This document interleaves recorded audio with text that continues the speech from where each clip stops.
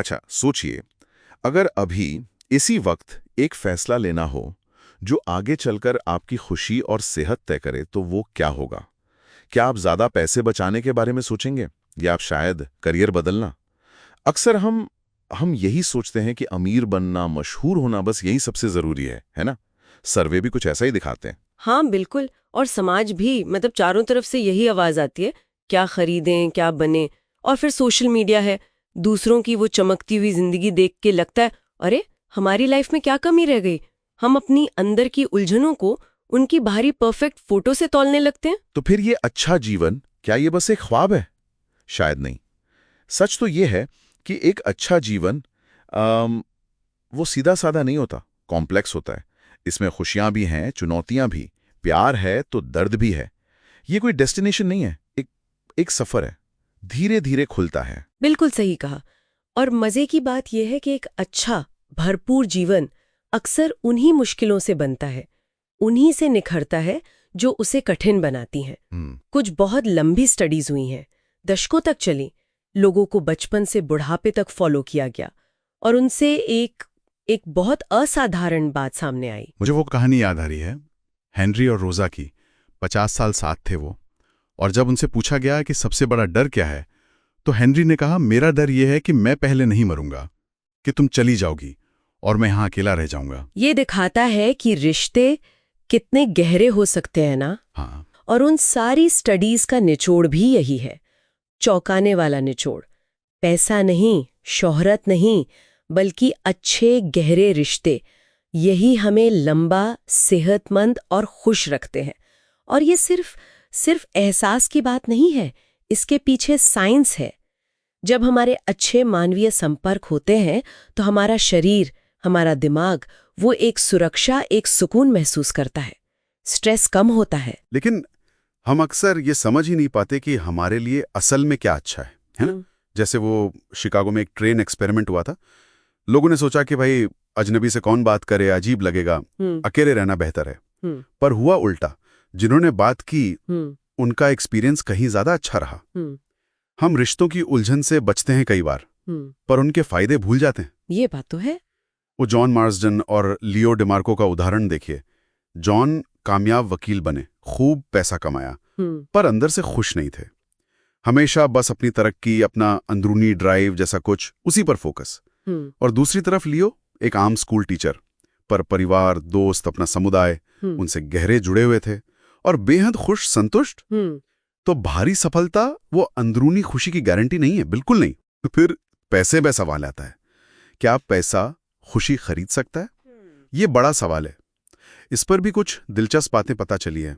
जैसे एक खास लेवल की इनकम तक, मान लीजिए करीब $75,000 सालाना, वहां तक पहुंचने के बाद और ज्यादा पैसा आपकी रोजमर्रा की खुशी को बहुत ज्यादा नहीं बढ़ाता। हाँ, जरूरतें पूरी करने के लिए पैसा बहुत जरूरी है, इसमें कोई शक नहीं है। पर उसके बाद खुशी के लिए शायद रिश्तों और दूसरी चीजों का रोल बढ़ जाता है। और एक और बात, क्या हमारी खुशी पूरी तरह हमारे हालात पर, हमारे बचपन पर निर्भर करती है? तो रिसर्च कहती है नहीं। करीब 40% हिस्सा वो हमारे हाथ में है। हमारे रोज के चुनाव, हमारी सोच, हमारी कोशिशें, ये सब मिलकर हमारी खुशी का लगभग 40% हिस्सा तय करते हैं। ये जानना बहुत उम्मीद देता है ना? मतलब बदलाव मुमकिन है, हम अपनी किस्मत खुद बना सकते हैं कुछ हद तक। बिल्कुल। और ये 40% जो हमारे हाथ में है, इसे हम जीवन के अलग अलग पड़ावों पर कैसे इस्तेमाल करते हैं, ये भी बहुत मायने रखता है। हर दौर की अपनी चुनौतियां हैं, अपनी प्राथमिकताएं हैं। जैसे किशोरावस्था, वो पहचान बनाने का दौर है, दोस्त बहुत जरूरी हो जाते हैं। हाँ, फिर आती है युवा वयस्कता, करीब 20 से 40 साल की उम्र। यहाँ क्या है? आत्मनिर्भर बनना, करियर बनाना और साथ ही गहरे टिकने वाले रिश्ते बनाना। ये बड़ा चैलेंज होता है। पैगी की कहानी है, जिसने इसी दौर में मुश्किलों का सामना किया, अपनी सच्चाई को समझा और बाद में सुकून पाया। ये दिखाता है कि ये बदलाव का भी वक्त है। फिर आता है मध्य जीवन, मिडिल एज, करीब 41 से 65 साल। इस उम्र में अक्सर लोग सिर्फ अपने लिए नहीं सोचते, वो आगे बढ़कर समाज के लिए, अगली पीढ़ी के लिए कुछ करना चाहते हैं। इसे जेनरेटिविटी कहते हैं। इससे संतुष्टि मिलती है। ये वो उम्र भी है जब जॉन मार्सडन जैसे लोग जीवन के छोटे होने, अधूरी ख्वाहिशों से जूझते हैं, और वहीं वेल्स ट्रैवर्स, जिसका बचपन मुश्किल था, वो इसी पड़ाव पर आकर प्यार और स्थिरता पा सका। और फिर बुढ़ापा आता है 66 के बाद, जब लगता है कि भाई समय अब कम है, तो लोग भविष्य की चिंता कम करते हैं, वर्तमान में ज्यादा जीते हैं। वो इमोशनली ज्यादा स्थिर, ज्यादा समझदार हो जाते हैं और बस उन रिश्तों को सहेजते हैं जो सच में मायने रखते हैं। वॉस ने भी अपने आखिरी सालों में इन्हीं रिश्तों में गहरा सुकून पाया था। हाँ, और इन सब पड़ावों के बीच जीवन में अचानक मुश्किलें भी तो आती हैं ना। नौकरी चली गई, कोई अपना बिछड़ गया, कोई बीमारी आ गई, या कोई बड़ी घटना हो गई दुनिया में। ये चुनौतियां हमें तोड़ सकती हैं, पर सच ये भी है कि अक्सर इन्हीं से हमें बढ़ने का, सीखने का मौका भी मिलता है। सबसे जरूरी बात यही है, हर पड़ाव पर, हर मुश्किल में अच्छे रिश्ते ही हमें संभालते हैं, वो सहारा बनते हैं। ये जानना कि कोई है जो परवाह करता है, ये बहुत बड़ी ताकत है। और जब हम दूसरों के जीवन के पड़ावों को समझते हैं, तो हम ज्यादा हमदर्द बनते हैं, ज्यादा जुड़ा हुआ महसूस करते हैं। तो ये सब जानने के बाद मन में एक सवाल उठता है, अपनी इस रोज की भागदौड़ में क्या हम उन रिश्तों को वो जगह दे रहे हैं, वो रिश्ते जो असल में हमारी लंबी खुशी और अच्छी सेहत की चाबी हैं? शायद आज ये सोचने का दिन है कि हम किसके लिए सच में समय निकालेंगे। ठीक है, तो आगे बढ़ते हैं। आज हम रिश्तों के ताने बाने को थोड़ा और गहराई से समझने की कोशिश करेंगे, कुछ स्टडीज और विचारों के आधार पर जो सामने आए हैं। कुछ चौंकाने वाली भी उन्हें सामने लाया जाए, क्योंकि रिश्ते सिर्फ एहसास नहीं है ना, वो हमारी सेहत, हमारी पूरी जिंदगी पर असर डालते हैं। बिल्कुल सही कहा। और ये जुड़ाव सिर्फ इमोशनल नहीं है, फिजिकल भी है। जैसे हार्वर्ड की एक स्टडी में पता चला कि जो लोग बहुत स्ट्रेस में थे, जैसे किसी बीमार की देखभाल कर रहे थे, हाँ, उनके शरीर के घाव भरने की जो रफ्तार थी वो लगभग आधी हो गई। आधी? ओह, मतलब मानसिक तनाव का इतना सीधा असर शरीर पर। हाँ, सीधा असर।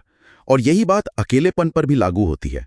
अकेलापन सिर्फ महसूस नहीं होता, वो सचमुच बीमार कर सकता है। एक तरह से जहर जैसा। जहर जैसा। बाप रे। हाँ, वो हमारे इम्यून सिस्टम को कमजोर कर सकता है, शरीर में सूजन बढ़ा सकता है, और यहाँ तक कि दर्द को हम ज्यादा महसूस करने लगते हैं। ये सिर्फ उदासी की बात नहीं है, ये फिजिकल हेल्थ का मामला है। जैसे वो स्टर्लिंग आइंसले वाली कहानी थी, हाँ, कि वो रिश्तों से दूर रहकर खुश रहने की सोच रहे थे, पर असल में गहरे अकेलेपन में थे। हाँ, बिल्कुल। बच्चों से, बहन तक से नाता तोड़ लिया, बाद में पछतावा हुआ। ये दिखाता है कि रिश्तों को नजरअंदाज करना कितना भारी पड़ सकता है। और ये सब जुड़ा है शायद इस बात से कि हम अपना ध्यान कहाँ लगा रहे हैं ना। एग्जैक्टली। हमारा टाइम और अटेंशन वो लिमिटेड है, एक खजाने की तरह। हम उसे कहाँ इन्वेस्ट कर रहे हैं? हाँ, क्या उन लोगों पर जिनके साथ सच में अच्छा लगता है, या फिर यूं ही सोशल मीडिया स्क्रॉल करते हुए वक्त निकल जाता है, पता भी नहीं चलता। और एक स्टडी तो ये भी कहती है कि हम जागते हुए करीब करीब आधा वक्त उस चीज के बारे में सोच ही नहीं रहे होते जो हम कर रहे होते हैं। आधा वक्त मतलब दिमाग कहीं और ही घूम रहा होता है। हाँ, भटकता रहता है। और मजे की बात यह है कि ये भटकाव अक्सर हमें नाखुश करता है। जिसे हम मल्टीटास्किंग समझते हैं ना, वो असल में दिमाग को थका देता है। अच्छा, तो फिर क्या बेहतर है? शायद एक चीज पर टिककर ध्यान देना। जैसे उल्लू एक जगह फोकस करता है ना कि हमिंग बर्ड की तरह 1000 फूलों पर मंडराना। जैसे वो लियो डेमार्को का उदाहरण था। स्टडी के सबसे खुशहाल लोगों में से बच्चों के साथ मछली पकड़ने जाते थे तो बस वहीं होते थे, पूरा ध्यान। हाँ, और वही ध्यान अपनी पत्नी ग्रेस के साथ भी। रोजमर्रा की छोटी छोटी बातों में मौजूदगी। शायद यही छोटे पल रिश्ते को मजबूत बनाते हैं। यही लगता है। लेकिन आजकल टेक्नोलॉजी, खासकर सोशल मीडिया, ये ध्यान खींचने में तो माहिर है। बिल्कुल। चुनौती यही है कि हम इसे कैसे इस्तेमाल करते हैं। सिर्फ देखते रहते हैं या एक्टिवली लोगों से जुड़ते हैं। और यह जानना जरूरी है कि ऑनलाइन टाइम बिताकर हमें कैसा लगता है, एनर्जी मिलती है या थकान होती है। ये तो हुई ध्यान की बात, पर रिश्ते हमेशा स्मूथ तो नहीं चलते, चुनौतियां भी आती हैं। हाँ, बिल्कुल आती हैं। और मुश्किल वक्त में हम रिएक्ट कैसे करते हैं, ये बहुत मायने रखता है। जैसे कुछ लोग मुश्किलों से भागते हैं और कुछ सामना करते हैं, मदद लेते हैं। हाँ, और स्टडीज फिर बताती हैं कि जो लोग मुश्किलों से बचते हैं, कतराते हैं, उनकी मेमोरी बाद की लाइफ में कमजोर हो सकती है और वो कम संतुष्ट भी रहते हैं। ओह, तो फिर सामना कैसे करें, कोई तरीका है? एक तरीका सुझाया गया है WI का CR model. Watch, interpret, select, engage और रिफ्लेक्ट। WISER, अच्छा, ये क्या है? W मीन्स वॉच, यानी देखो। हाँ, देखो क्या हो रहा है। फिर इंटरप्रेट, समझो कि इसका क्या मतलब है, अपनी और दूसरों की भावनाएं क्या हैं। फिर सिलेक्ट, तय करो कि क्या करना है, क्या कहना है। फिर एंगेज, वो करो। और आखिर में रिफ्लेक्ट, बाद में सोचो कि क्या हुआ और इससे क्या सीखा। ये तो काफी प्रैक्टिकल लग रहा है। मतलब एकदम से रिएक्ट करने की बजाय रुककर सोचना। जैसे वो क्लारा अपनी बहन की सलाह पर भड़कने की जगह सोच सकती थी कि अच्छा वो ऐसा क्यों कह रही है, शायद चिंता है उसे। एग्जैक्टली। इससे पूरी बातचीत का रुख बदल सकता है। ये हमें भावनाओं में बहने से रोकता है और ये करीबी रिश्तों में पार्टनर के साथ और भी जरूरी हो जाता है। हाँ, क्योंकि वहाँ इंटीमेसी, वो गहरा जुड़ाव चाहिए होता है। बिल्कुल। इंटीमेसी का मतलब सिर्फ फिजिकल नजदीकी नहीं, बल्कि एक दूसरे को गहराई से जानना और खुद को जानने देना। जैसे वो जोसेफ सेक्ची का उदाहरण था। पत्नी से प्यार करते थे पर अपनी गहरी फीलिंग्स बताने से डरते थे। और नतीजा ये कि पत्नी को रिश्ते में अकेलापन लगता था, साथ होते हुए भी। हाँ, और ये कई बार हमारे बचपन के एक्सपीरियंस से जुड़ा होता है।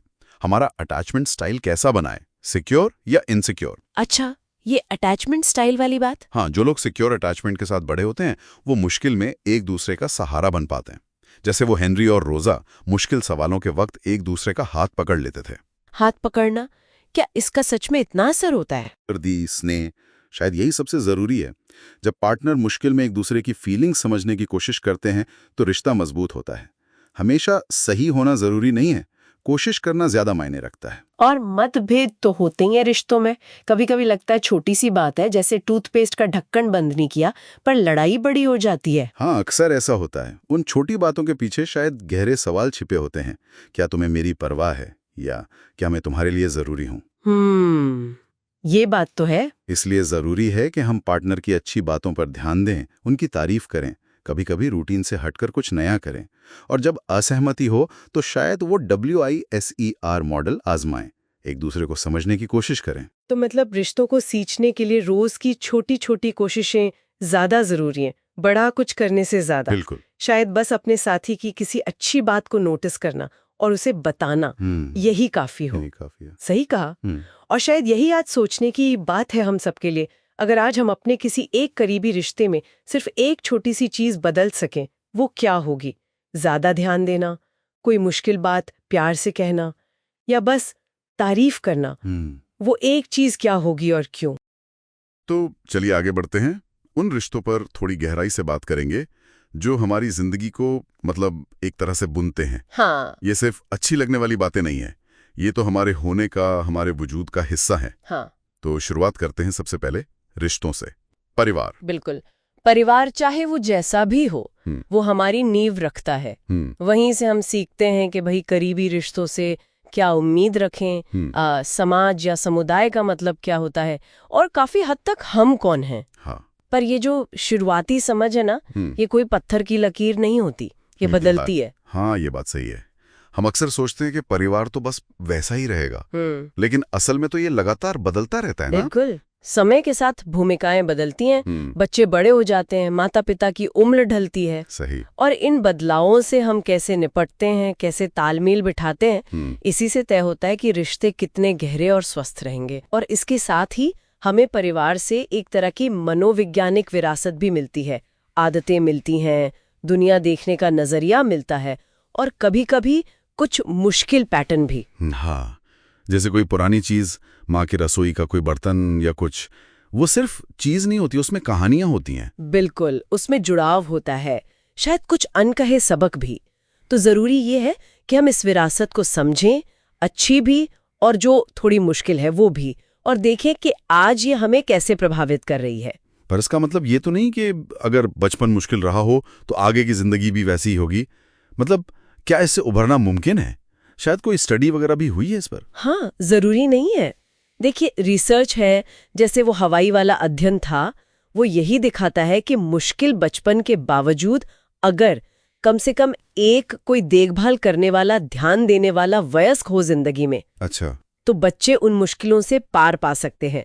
और बाद में भी जिंदगी में जो अच्छे अनुभव मिलते हैं, जिन्हें हम सुधारात्मक अनुभव कह सकते हैं, हाँ, वो हमारे पुराने वो जो नकारात्मक सोच या डर होते हैं ना, उनको बदल सकते हैं। वो नील मकार्थी वाली कहानी याद है? कितनी मुश्किल किशोरावस्था थी, पर बाद में कितना प्यार भरा परिवार बनाया उन्होंने। दिखाता है कि बदलाव हो सकता है। हाँ, ये उम्मीद जगाता है। और ये जुड़ाव का धागा सिर्फ परिवार तक नहीं रुकता, ये काम की जगह तक भी जाता है। कभी कभी वहां कोई छोटी सी बातचीत भी बहुत बड़ा असर डाल देती है। सही कहा, जैसे वो लॉरेन की कहानी थी। हाँ, अपने सहकर्मी जेवियर से बस यूं ही बात हुई और उसका सारा तनाव कम हो गया, काम बेहतर लगने लगा। बिल्कुल, काम की जगह के रिश्ते हम अक्सर उन्हें कम आंकते हैं, पर उनका असर बहुत गहरा होता है। ये सिर्फ माहौल अच्छा नहीं बनाते। स्टडीज दिखाती हैं कि ये तनाव कम करते हैं, हमारी सेहत के लिए अच्छे हैं, और यहाँ तक कि वो काम भी हमें ज्यादा सार्थक लगने लगता है, जो शायद हमें उतना पसंद ना हो। अच्छा। हाँ, जैसे वो हेनरी कीन थे, फैक्ट्री में काम करते थे, पर उन्हें काम से ज्यादा अपने साथियों का साथ पसंद था। काम पर अकेलापन, भले ही आप लोगों के बीच हो, वो एक असली समस्या है। और हाँ, काम पर बस एक अच्छा दोस्त होना भी हमारी खुशी और जुड़ाव को बहुत बढ़ा सकता है। सही बात है। तो परिवार हो गया, काम हो गया, अब आते हैं दोस्ती पर। दोस्तों को तो हम कई बार और भी हल्के में ले लेते हैं, है ना? हाँ, शायद इसलिए कि वो परिवार जैसे जरूरी या काम जैसे प्रोडक्टिव नहीं लगते। लेकिन ये बहुत बड़ी भूल है। दोस्ती अविश्वसनीय रूप से महत्वपूर्ण है, और ये सिर्फ अच्छे वक्त के लिए नहीं होती। अच्छा। हाँ, वैज्ञानिक सबूत है इसके। दोस्त हमें तनाव से बेहतर तरीके से निपटने में मदद करते हैं। जैसे वो द्वितीय विश्व युद्ध वाली स्टडी थी। हाँ, मैंने सुना है उसके बारे में। हाँ, तो उसमें पाया गया कि जिनकी गहरी दोस्ती थी, उनमें PTSD, मतलब वो जो भयानक घटना के बाद तनाव होता है, उसके लक्षण बहुत कम थे। और इतना ही नहीं, अच्छे सामाजिक संबंध हमारी उम्र भी लंबी कर सकते हैं। ये तो कमाल की बात है। और ये भी दिलचस्प है कि सिर्फ गहरे दोस्ती नहीं, बल्कि वो जो हल्के फुल्के जान पहचान वाले होते हैं, वो भी मायने रखते हैं। हाँ, बिल्कुल। वो कॉफी वाले भैया से 2 मिनट की बात, या पड़ोसी से बस नमस्ते करना, ये छोटी चीजें भी हमारा मूड ठीक कर सकती हैं, हमें जुड़ा हुआ महसूस करा सकती हैं। एक समाजशास्त्री थे, मार्क ग्रेनोवेटा, उन्होंने इसे कमजोर रिश्तों की ताकत कहा था। ये जो हल्के रिश्ते होते हैं ना, ये हमें अक्सर नई जानकारी या नए मौके दिलाते हैं, जो शायद हमारे पक्के दोस्तों के सर्कल में ना मिले। अच्छा, ये तो सोचने वाली बात है। पर दोस्ती चाहे गहरी हो या हल्की, उसे देखभाल चाहिए। वो अपने आप नहीं चलती। जैसे पीट मिल्स थे, रिटायरमेंट के बाद उन्होंने बाकायदा कोशिश करके नए दोस्त बनाए। या एंड्रयू डियरिंग की कहानी, ये याद दिलाती है कि नए रिश्ते बनाने और अकेलेपन से निकलने की कोई उम्र नहीं होती। तो अगर हम पूरी बात को समेटें, हमने देखा कि परिवार के रिश्ते कैसे बदलते हैं और हम पर गहरा असर छोड़ते हैं। काम की जगह पर छोटे छोटे कनेक्शंस भी कितना मायने रखते हैं। हाँ, और दोस्ती, चाहे गहरी हो या हल्की फुल्की, हमारी सेहत और खुशी के लिए कितनी जरूरी है। बिल्कुल। सार यही है कि एक खुशहाल, एक सेहतमंद जिंदगी के लिए अच्छे मजबूत सामाजिक रिश्ते बहुत जरूरी हैं। और ये सिर्फ किस्मत की बात नहीं है। इन रिश्तों को बनाना पड़ता है, उन्हें सींचना पड़ता है, इसमें ध्यान भी लगता है और कोशिश भी। ये एक चुनाव है एक तरह से। उम्मीद है ये बातचीत उपयोगी और स्पष्ट लगी होगी। हम सुनना चाहेंगे कि इसे और बेहतर कैसे बनाया जा सकता है। अपने विचार जरूर साझा करें।